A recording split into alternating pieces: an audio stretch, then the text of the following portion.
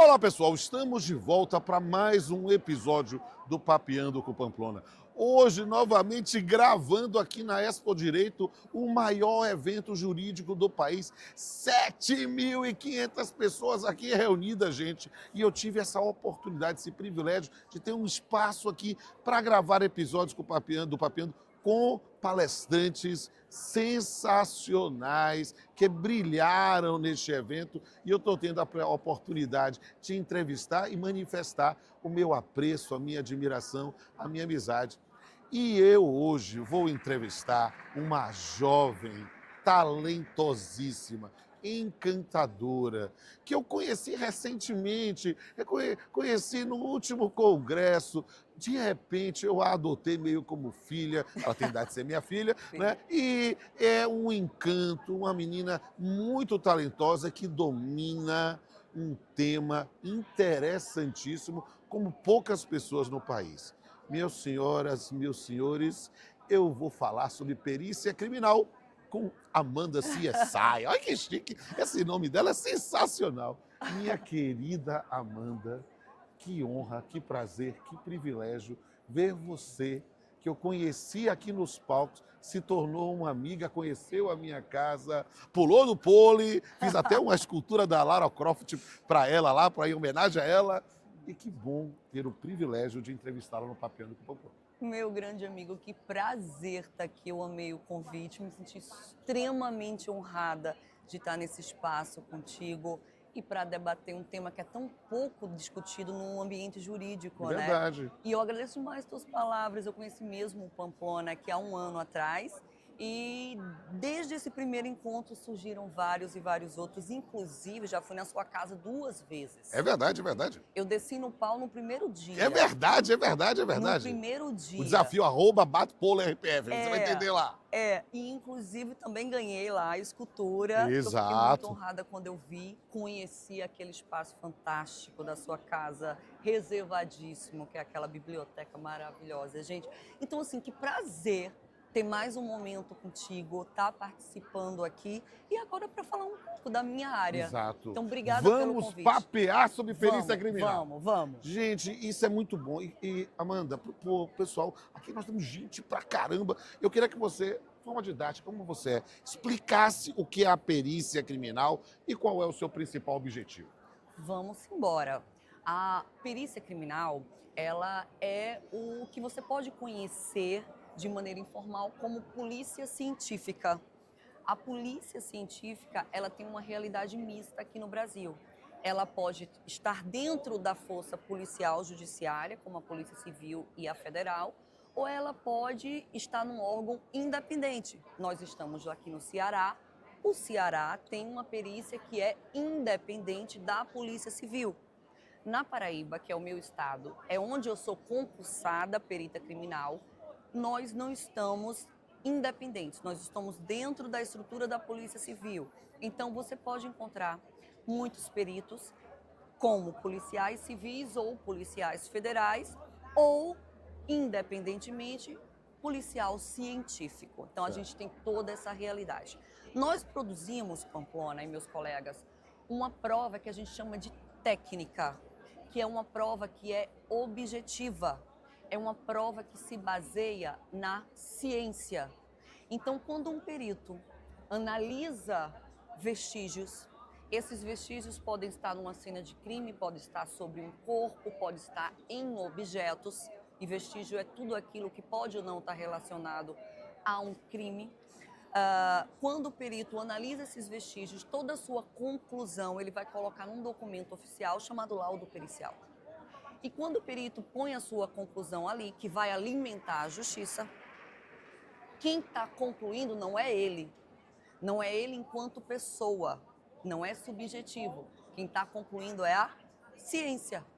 Então, é uma conclusão objetiva. O perito não trabalha com subjetivismo.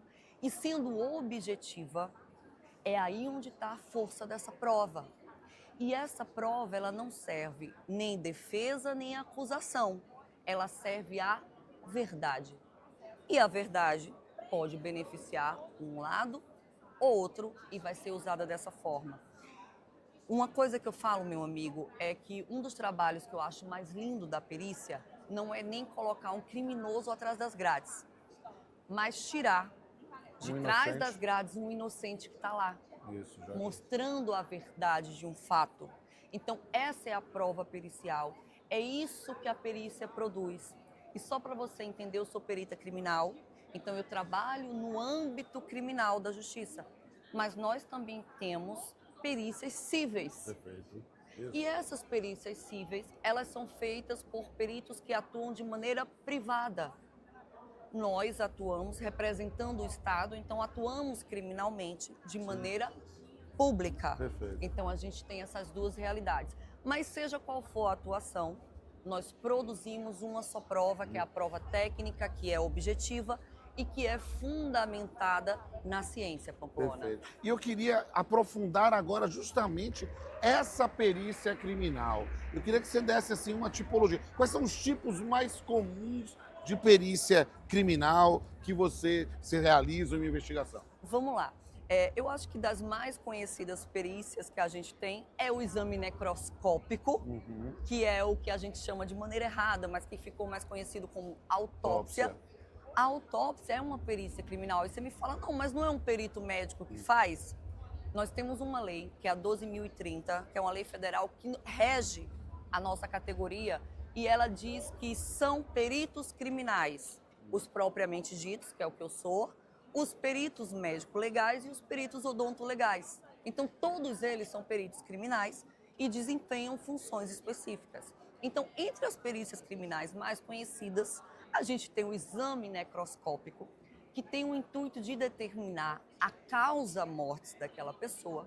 E outra perícia que é muito conhecida é a perícia de local de crime, Pamplona, que é a que eu atuei durante 7 anos. Eu sou perita Eu há já 10 vi anos. várias palestras de Amanda e via lá as imagens, acho muito legal. Fala isso aí. As imagens, sempre tem uma cabeça estourada, um pescoço, né, cortado, é normal. Então, a perícia de local de crime, que vai para dizer o que aconteceu, como aconteceu, quando aconteceu isso e que eu quem ia dizer. fez. Qual é o papel do perito criminal na cena do crime? Nas cenas de crime. A gente vai para responder algumas perguntas, que são: o que aconteceu? Nessa do que aconteceu qual é a causa jurídica disso aqui? É um acidente? É um homicídio? Ou é uma autoeliminação, vamos dizer assim? Então a gente tem que dizer essa causa jurídica. Então, o que aconteceu aqui? Segundo ponto, quando aconteceu? Há quanto tempo esse crime aqui se perpetuou? Outra resposta, quem fez? E essa é uma das principais respostas que a gente dá, a autoria. Isso. Mas, Amanda, como vocês chegam na autoria analisando uma cena de crime por vários vestígios analisados? A gente pode chegar à autoria numa cena de crime por um vestígio de sangue que está na cena e a partir do sangue a gente consegue o DNA, por sêmen, que a gente também consegue DNA, por uma impressão digital, a gente também consegue obter uma autoria, por uma imagem de uma câmera de monitoramento, porque a perícia também, ela faz perícia em vídeos, e hoje é o setor que eu estou, é o setor de computação forense. Então, o que aconteceu, quando aconteceu, quem fez. Então, e tem mais uma quarta, que é para a gente falar o que a gente chama de dinâmica do crime. Qual foi a forma que se deu isso aqui? Por onde o criminoso entrou? O que ele fez quando chegou naquela cena? Qual foi o instrumento que ele utilizou? Então a gente dá isso, a dinâmica do crime. E a dinâmica é importantíssima, porque ela traz muitas respostas à investigação. E muitas vezes essa dinâmica é confrontada quando a gente faz uma reprodução simulada dos fatos, que também é um exame pericial. Essa sua observação é muito interessante para entender os tipos de vestígios ou evidências que o perito costuma analisar, né? Há vários tipos de elementos que podem ser levados em consideração. Vários. Eu digo que perito é um bicho doido, porque ele analisa tudo. Tem dia que a gente está analisando sangue, tem dia que a gente está analisando um cadáver, tem dia que a gente está analisando uma lâmpada quebrada, um fio cortado, um colchão sujo. Tudo pode ser objeto de exame pericial, desde que esteja relacionado ou supostamente relacionado a um fato criminoso. Perfeito. Mas olha, eu já fiz perícia em cadeado, eu já fiz perícia em cela de presídio, em pavilhão de presídio. Então você vê assim, é muito extenso. E por isso, Pamplona, que a perícia ela é multidisciplinar, porque a gente faz todo tipo de perícia com vários objetos, então a gente precisa ter uma ampla formação dos peritos. Por isso que quando você vê concurso para perito, qual é a graduação aceita? Todas. Todas, porque a gente analisa de tudo. Então, por mais a minha formação, quando eu tenho outras, mas para eu entrar na perícia é farmácia. Mas, por exemplo, hoje eu trabalho na computação forense. Amanda, mas como? Porque eu recebo um treinamento para isso. Mas se de repente precisa de um conhecimento que vai além do meu treinamento, vem um perito formado, por exemplo, em ciências da computação para fazer especificamente aquele caso. Então ela é multidisciplinar. Nós somos treinados de maneira multidisciplinar também, mas nós sempre temos alguém com aquela formação específica. A gente tem lá um doutor em larvas de mosca. Você tem noção disso? Larvas de mosca. Ele estuda larvas de moscas, ele tem um doutorado em larvas de mosca. E as larvas de moscas são mais um vestígio que a gente tem para analisar. Aí você me pergunta, quem analisa uma larva de mosca? Para que analisa? Você sabe, Pampona, que uma larva de mosca pode me dar o tempo de morte daquele cadáver. É mesmo? É Que fantástico. Que coisa É fantástica. fantástico. Ontem eu apresentei aqui um caso em que a larva disse quando aconteceu o fato, que era um caso de uma moça que tinha desaparecido após sair para um bar em João Pessoa, na minha cidade, e o corpo dela foi encontrado 17 dias depois. E a grande pergunta era, ela foi morta naquele dia, no outro dia, 16 dias depois? Porque, tendo essa resposta, a gente colocaria o suspeito na cena de crime. Exato. E, estudando larvas que coletamos desse cadáver, Meu Deus. chegamos ao tempo de morte. E era exatamente 17 dias. Ela foi morta após sair daquele bar, e ela saiu daquele bar acompanhada. Então, a gente colocou o suspeito na cena de crime e não teve como ele sair. Então, até larva a gente estuda. É, claro. Sensacional. Ó, a gente vai ter que arrematar o nosso primeiro bloco, né? Porque, como eu disse, tem 7.500 pessoas aqui, um monte de gente querendo perguntar. Mas eu queria, antes que você, para dar uma volta completa em algo que você falou lá no começo, e eu acho porque a perícia é fascinante e é pouco estudada. As pessoas precisam conhecer. Eu fiquei seu fã vendo as suas palestras. Obrigada. Achei fácil e é muito interessante para eles compreender o amplo espectro de atuação de uma perícia. Então, por isso que queria que você fizesse nesse arremate um pouco dessas diferenças entre o perito oficial e o perito particular. Ai, ótimo, vamos falar. O perito oficial é aquele que representa o Estado. E essa representação, ela se dá no âmbito criminal. Então, para que um perito atue na investigação de crimes, ele precisa ser obrigatoriamente concursado. E uma vez que ele é concursado, é nomeado, ele recebe essa nomenclatura especial de oficial. Então, ele é um perito oficial criminal. Já o perito privado, ou assistente técnico, ou perito judicial, tem atuação privada. Ele não precisa de concurso e ele não representa necessariamente o Estado. Ele pode ser contratado por uma das partes do processo, pode ser tanto no âmbito criminal quanto civil. Claro, na área trabalhista eu tenho tanto, muito. Você mesmo já deve ter nomeado muito, alguns toda peritos. semana eu estou nomeando. Toda semana nomeia um perito judicial para dar uma resposta. Exato. Porque a gente vem para auxiliar. Trazer um conhecimento técnico que o juiz não é obrigado a ter. Exato. A gente vem para trazer o conhecimento técnico para a justiça na figura do juiz, para que ele tenha elementos suficientes para chegar a uma decisão. Sempre, seja no âmbito criminal ou no âmbito civil, sempre a gente chega numa conclusão? Não necessariamente. Vai depender dos vestígios e da qualidade desses vestígios que a gente analisa. Uhum. Por isso que há muitos laudos periciais Conclusivos. inconclusivos, porque a gente não tem elementos suficientes para afirmar sobre algo. Uhum. Agora, numa situação dessa, Pamplona, o perito pode levantar hipóteses, mas ele tem que deixar claro que aquilo é uma hipótese. E não que aquilo é um fato, Sim. mas que é uma hipótese, Perfeito. porque não pode haver subjetivismo Verdade. numa conclusão. Perfeito. Então a gente tem isso, os concursados oficiais que representam o Estado criminalmente, e a gente tem os particulares, que são ou nomeados pelo juiz ou contratados por uma das partes para atuar numa ação. E uma coisa, esse perito particular, que não é o oficial, ele vai ser contratado ou nomeado pelo juiz numa situação específica. Ele produziu aquele laudo, ele não está mais em outro caso até que ele seja nomeado. Nós, oficiais, não. A gente está sempre na ativa, dia após dia, e os casos vão chegando a todo momento.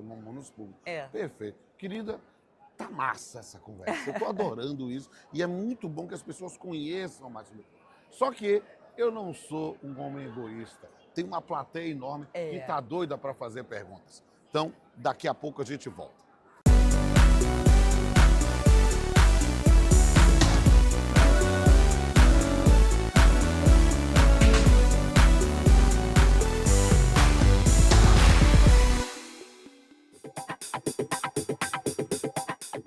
Oi, meu nome é Larissa Farias, eu sou de Fortaleza, Ceará, e eu queria saber quais são as áreas de atuação dentro da perícia criminal. Nós temos várias áreas de atuação dentro da perícia criminal. A mais conhecida é aquela atuação em local de crime, que é a que você vê frequentemente nas séries como CSI, nos filmes, nos documentários. Outra área que tem bastante enfoque, principalmente nesse tipo de conteúdo, é o DNA forense. São os laboratórios de DNA que trabalham com amostras biológicas para dizer a quem pertence aquilo. A gente também tem um laboratório de papiloscopia forense, que trabalha com análise de impressões digitais, que também é uma forma de identificar alguém e conferir a autoria a um fato criminoso. A gente também tem outro laboratório que tem muita repercussão, que é o laboratório de balística forense, que é um setor da perícia que atua na análise de armas de fogo e todos os elementos balísticos que podem estar relacionados, como projéteis, como estojos, que aí vocês podem conhecer como cápsulas, e vários outros elementos de munição, como o chumbo, que constitui os elementos do tiro. Mas computação forense, que é o que eu estou atuando há 2 anos. Na computação forense, a gente atua com análises de celulares, notebooks, drones, CDs, DVDs, mídia óticas em geral. Tudo aquilo que pode armazenar dados, nós investigamos. E aí acho que você já deve ter ouvido falar, a perícia recuperou mensagens de um celular. Esse é um dos papéis dos peritos no setor de computação forense. É trabalhar, por exemplo, com o celular, recuperar mensagens porventura apagadas e achar arquivos que estão disfarçados, coibidos dentro daquele material. Ou então achar uma prova específica para o crime que está sendo investigado. Então, fora isso, a gente tem vários outros setores, setor de análise de áudio e imagem, a gente tem o setor de entomologia forense, que é o que estuda insetos. A gente tem setor de engenharia forense, que faz os estudos de engenharia em geral. Por exemplo, uma estrutura, um edifício desabou. Por que desabou? O que aconteceu? De quem é a culpa? Vai o setor de engenharia forense investigar. Então, esses são apenas alguns setores, mas nós temos diversos outros. Meu nome é Nilmara, sou de Viçosa, Minas Gerais, e gostaria de saber qual a formação acadêmica necessária para ser perita criminal. A formação acadêmica para se tornar perito criminal é uma das perguntas que eu mais escuto ou que eu mais leio nos meus directs nas redes sociais. E realmente gera uma dúvida enorme, porque a gente sabe que o delegado é formado em direito, o juiz é formado em direito, o promotor é formado em direito. Mas e o perito? A área da perícia, ela é multidisciplinar. Então a gente atua em diversos campos diferentes da ciência. A gente atua com perícias psicológicas, com perícias de meio ambiente, com perícias balísticas, físicas, químicas Então, a formação do perito, ela é ampla e é por isso que não há uma graduação específica, mas todas as graduações são aceitas para o concurso de perito. E dessa forma a gente consegue montar um corpo técnico dentro de um instituto de polícia científica para atender a todo tipo de perícia. Então, farmácia, biologia, engenharia, física, química, psicologia, nossa, as mais variadas que você puder imaginar são aceitas para o concurso de perícia criminal. Perfeito. Doutora, tudo bem? Meu nome é Marlon Oliveira, sou lá do Paraná. Quero saber como que funciona a cadeia de custódia das evidências coletadas na perícia. A cadeia de custódia é um assunto que é importantíssimo e que ganhou, desde 2019, quando ela virou lei, através do pacote anticrime, a cadeia de custódia passou a fazer parte do Código de Processo Penal como uma obrigatoriedade nas investigações. Ela ganhou os holofotes e com o devido merecimento. A cadeia de custódia, ela vem para resguardar uma prova. Ela vem para garantir a idoneidade dessa prova. Então, ela conta toda a história, toda a cronologia de quando essa prova, que no início é vestígio, quando o vestígio foi identificado, onde foi, quem coletou, quem armazenou, de que forma armazenou, como transportou, após o transporte, para onde foi, quando chegou no local, quem manipulou, quem realizou o exame, que exame foi feito. Então, ela é bem detalhada e ela conta toda a história daquele vestígio que depois vira evidência e vai constituir como uma prova no processo. A Paraíba, que é o estado que eu atuo, ela, coincidentemente, ela é referência em cadeia de custódia nacional. Nós treinamos vários outros institutos do Brasil, inclusive até a Polícia Federal já esteve conosco, porque nós conseguimos desenvolver uma excelência na Paraíba em cadeia de custódia. E há, muitas dificuldades para você chegar nesse nível, porque requer uma estrutura que vai desde uma embalagem adequada com lacre até um grande centro de armazenamento de vestígios dentro dos institutos de criminalística. E você cumprir essa cadeia de custódia de forma como tem que ser, cada passo dela, como está lá no artigo 158 do CPP, realmente é muito difícil. E um momento em que isso é quebrado, o processo pode ser anulado, porque aí vai depender da realidade do caso concreto. A gente pode ter uma contaminação ou o levantamento de uma dúvida sobre aquela prova que está sendo usada ou para incriminar alguém ou para inocentar alguém. Então, a gente tem de realidades diversas nos institutos de criminalística, cada um está com mais avançado ou não, e a gente, obviamente, desde 2019, tenta se adequar ao máximo a essa cadeia de custódia, porque, repito, ela pode trazer a nulidade de um processo. Oi, Amanda. Meu nome é Gleice Kelly, sou aqui do Ceará. Minha pergunta é a seguinte: quais são os equipamentos mais utilizados pelos peritos criminais? Dos equipamentos mais utilizados, gente, são os mais diversos possíveis. Eu digo que a gente tem duas formas de fazer perícia. A gente tem o CSI raiz e a gente tem um CSI Nutella. No CSI raiz, a gente usa o que a gente consegue usar. Uma lupa é um grande aliado. O perito, ele trabalha muito com o olho. O olho é um diferencial para o perito. Então, uma lupa, acredite você, ela faz muita diferença durante uma análise. E aí a gente tem equipamentos dos mais avançados. Por exemplo, você já deve ter visto um perito coletando, ou em filme, pode ser impressão digital. Ele não usa aquele pozinho. Aquele pozinho está em desuso. Hoje a gente usa uma outra tecnologia chamada Foreign Scope, que é uma tecnologia de um tablet que tem luzes forenses acoplados. E eu pego esse tablet, eu escaneio uma parede, um espelho, um vidro, e escaneando, ele vai me apontar onde há uma impressão digital que ao olho nu eu não estou vendo. E ao chegar nessa impressão digital, ele consegue ampliar e fotografar. Isso é um avanço absurdo, isso é tecnologia. Quando eu entrei na perícia 10 anos atrás, a gente fazia todo o croquis, o desenho da cena de crime na mão. Isso era terrível, meus croquis eram terríveis. Hoje, a gente tem uma tecnologia chamada scanner 3D, que escaneia toda a cena de crime e te dá um total realismo em 3D daquela cena e muitas vezes te mostra algo que você não viu. Então, a gente tem de uma lupa a um pozinho que está em desuso, o Forenscope, a um scanner 3D, ao Luminol, que também vocês já devem ter ouvido falar, que vem para nos mostrar onde possivelmente tem sangue que foi limpo numa cena de crime. Esses são apenas alguns exemplos. E só para você guardar isso na sua cabeça, a gente tem dos equipamentos mais modestos, como uma lupa, uma trena, aos equipamentos mais avançados, como o scanner 3D e o Forenscope, por exemplo. Tudo bem? Meu nome é Alan Albuquerque, eu sou de São Luís, no Maranhão, e eu queria saber de que forma o laudo pericial ele influencia no processo judicial.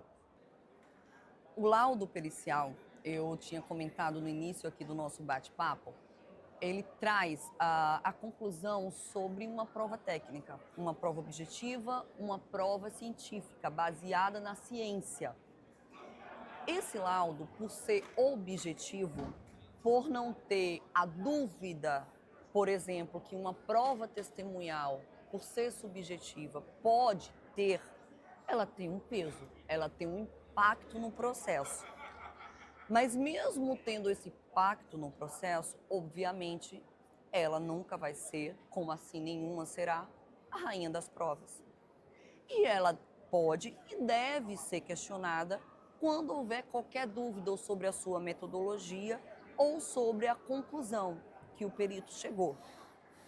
No nosso Código de Processo Penal, tem bem claro, o juiz não está adstrito ao laudo pericial. Então, ele pode julgar conforme a conclusão do laudo pericial ou ele pode julgar em desacordo, desde que ele embase, justifique a sua decisão. Então, a prova pericial, ela tem um peso importantíssimo nos processos, por ser técnica, por ser objetiva, mas não necessariamente o juiz vai julgar de acordo porque o Código de Processo Penal dá esse direito a ele desde que ele justifique aquela decisão. Mas, na maioria dos casos, a gente vê juízes cíveis ou criminais acompanhando a conclusão do laudo pericial. Então, é dessa forma que a perícia influencia um processo, influencia a justiça. Perfeito. E, querida Amanda, eu queria ficar falando ao dia todo aqui, porque é fascinante aprender isso com você, que é um talento, que é destinatária do meu afeto e da minha admiração. Eu quero, mas infelizmente a gente tem que terminar, então eu quero, nesse momento, ter outro privilégio, que é o privilégio da gente fazer um brinde aqui com a Caneca Fashion, aqui, que essa é sua, olha. É. Que prazer, minha amiga. Obrigada. Muito obrigado mesmo por ter você. Meu amigo, me dê sua mão, quero lhe agradecer. Você é uma pessoa que eu tenho uma admiração absurda. Essa admiração, ela transcende o profissional. Quem conhece o Pamplona como profissional certamente admira, porque ele é um monstro no direito civil brasileiro, que sabe do mundo. Mas eu falo para vocês, o Pamplona, pessoa física, o Pamplona, pessoa... E eu tô toda me arrepiando, viu? Isso é energia.